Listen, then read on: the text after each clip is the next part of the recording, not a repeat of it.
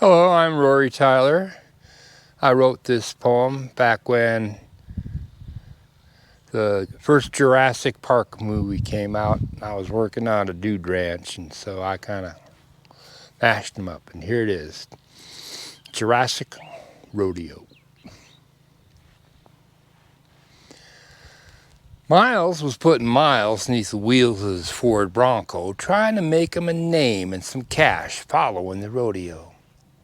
An all-around hand on a bronc or a bull, many's the time he would find his fistful of a panic-struck steer as it sprang from the chutes. He's twisting its neck and digging in with his boots. One sultry evening at a western affair, Miles had a few hours and dollars to spare, so he gulps down some nachos, and the jalapenos was hot. Takes in a movie with a popular plot, returns to his room, turns off the light, but he couldn't sleep easy that hot, steamy night. Perhaps 'twas the bed, perhaps 'twas the heat, maybe that movie, or them jalapenos he'd eat. He should have forgone the tamale classic to go, for he found himself in a dream of Jurassic Rodeo. There was familiar surroundings, the fans and the stands, the pens and the chutes, and all the old brands, but stamped upon flanks he'd not seen before, as he cinched its old saddle to a green dinosaur. And out of the pens a nightmare come jogging. It was Miles' first try at Triceratops dogging. He climbs up on his raptor, spits out his chew, settles back to see what the critter will do. Then the announcer calls out, "Boys, let's give her a go and compete in Jurassic Rodeo." And they open the gate on Triceratops, and out of the chute this old monster hops. Well, he weren't awful fast, but he weighed 3 or 4 ton, and Miles thinks to himself, this is some kind of fun.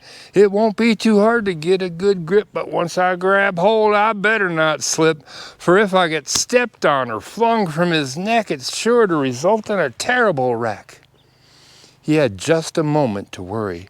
They opened his gate, he took off in a hurry. That dino is leaping 24 feet. He's grabbing the saddle just to stay in the seat.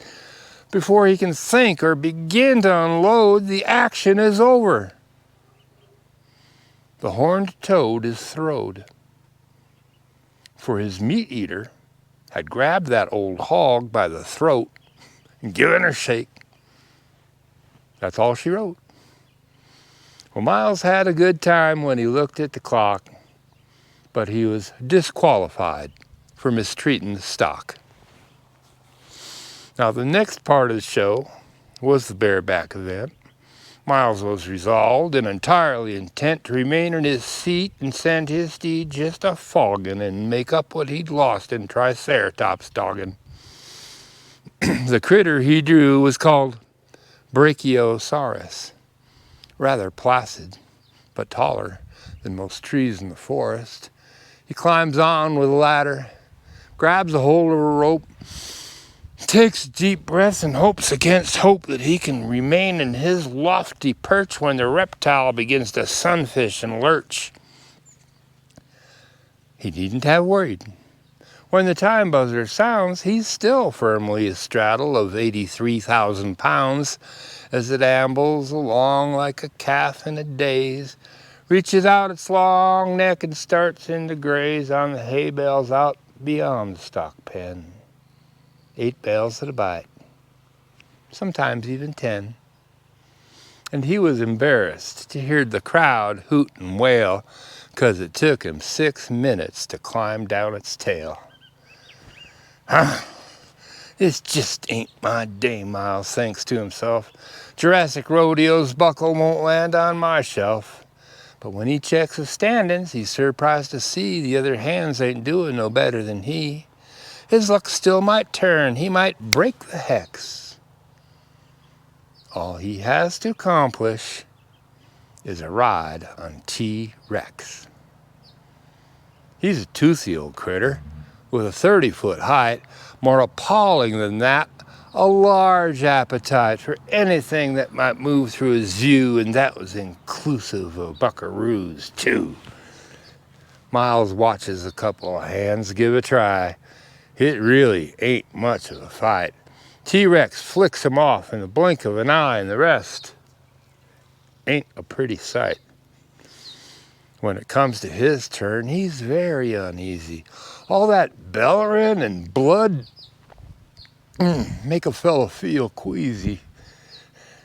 He climbs up on its neck, grabs a hold of a scale, knows it's all over if he should fail. The dino's drooling and lets out a squeal in anticipation of a real Western meal. Miles closes his eyes. He's sweating and shaking, and they open the gate on the ride he's a-taking. T-Rex gives a roar, makes a great jump, and the cowboy is throwed with a bone-jarring thump. He lets out a scream, covers his head, and wakes up to find he just fell out of bed. His nightmare is over, but he's still sweating and shaking, recollecting the terror of the dream ride he's taken. He takes a cold shower, finds an all-night cafe, and sits there till morning with nothing to say. Well, Miles, he's more careful now of the movies he watches and his choice in chow. Disney flicks, that's all he'll see. And he's developed a fondness for dry toast and tea. And no matter how far genetic science may go, he prays it don't come to the rodeo.